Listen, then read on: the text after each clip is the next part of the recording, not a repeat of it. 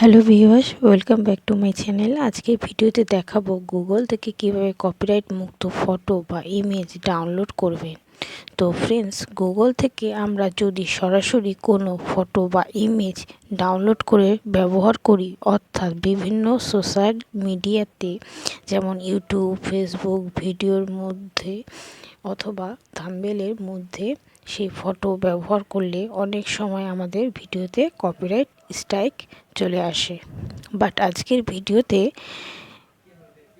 এমন একটি টিপস দেখাবো যার ফলে গুগল থেকে যে কোনো ফটো বা ইমেজ ডাউনলোড করে ব্যবহার করলে আমাদের ভিডিওতে কপিরাইট স্ট্রাইক আসবে না। তো ফ্রেন্ডস, কিভাবে এই কাজটি করবেন জানতে হলে ভিডিওটি সম্পূর্ণ দেখুন।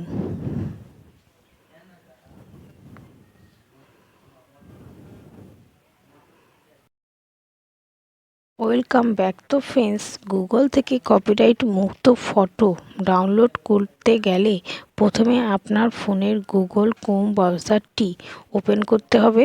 এরপরে সার্চ বক্সে টাইপ করতে হবে সেই ফটো বা ইমেজ এর নাম। এরপরে সার্চ টুলস অপশানে ক্লিক করতে হবে। এরপরে অ্যাড্রেস সার্চ অপশানে ক্লিক করতে হবে। অ্যাডভান্স সার্চ অপশানে ক্লিক করতে হবে।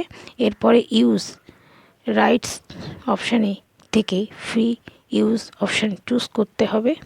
দেন অ্যাডভান্স সার্চ অপশানে ক্লিক করতে হবে। এখান থেকে যে কোনো ফটো বা ইমেজ ডাউনলোড করলে অথবা যেই ফটোটি ব্যবহার করলে কপিরাইট স্ট্রাইক আসবে না। তো এই ছিল আজকের ভিডিওটি ভালো লাগলে লাইক এবং শেয়ার করবেন।